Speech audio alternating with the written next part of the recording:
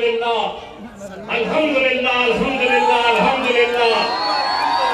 मुफ्ती सलमान अजहरी साहब भी तशरीफ लाएंगे।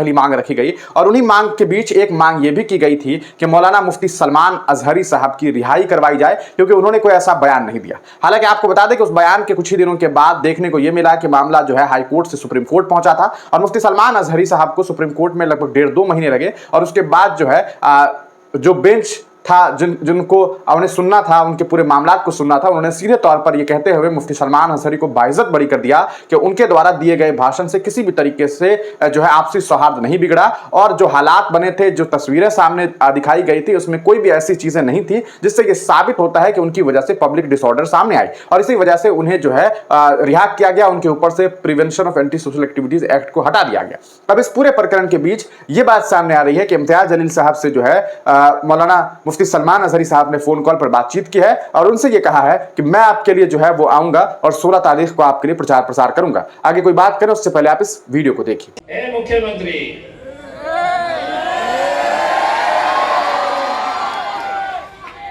जिस रामगिरी के बारे में तुमने ये कहा था कि तेरे बाल को भी धक्का नहीं लगने दूंगा, वो पहले से ही तखला है।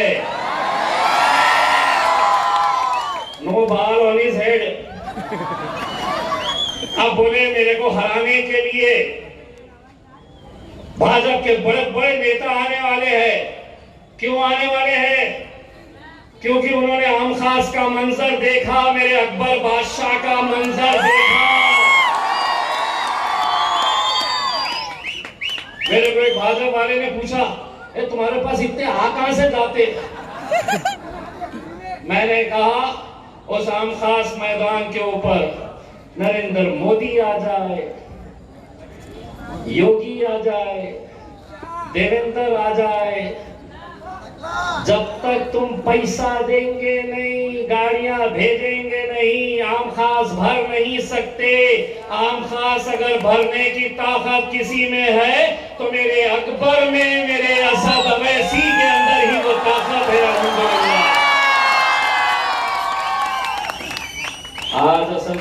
यहाँ पे है, फिर 14 को भी आएंगे, फिर 15 को उनका आखिरी रहेगा, अच्छे अच्छों की बजा के जाएंगे, फिर 16 को अल्हम्दुलिल्लाह अल्हम्दुलिल्लाह अल्हम्दुलिल्लाह अल्हम्दुलिल्लाह मुफ्ती सलमान अजहरी साहब भी इंशाअल्लाह तशरीफ लाएंगे।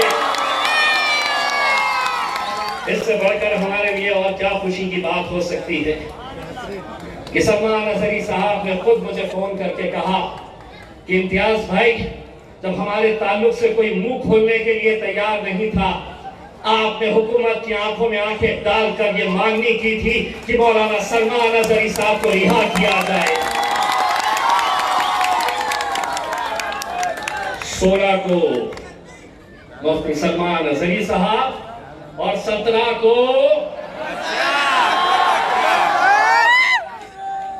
17 को आम खास मैदान में टेस्ट मैच खेल के गए थे अकबर साहब। अब 17 के दिन क्या खेला जाएगा? 2020। मीडिया वाले इंतजार कर रहे थे, अब कुछ तो भी बोलेंगे, अब कुछ तो भी बोलेंगे। रुको रे, अभी बाकी है।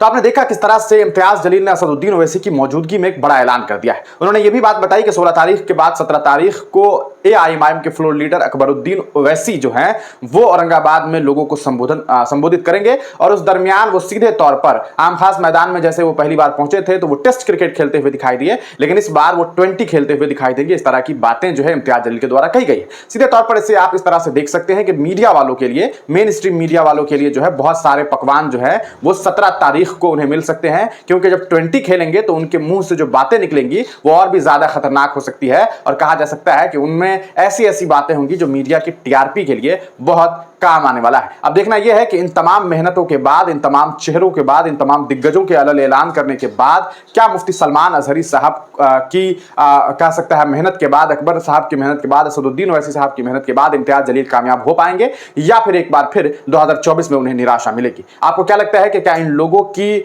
चुनावी प्रचार प्रसार के बाद इम्तियाज जलील के लिए चुनाव जीतना आसान होगा? अपनी राय कमेंट सेक्शन में जरूर दीजिएगा।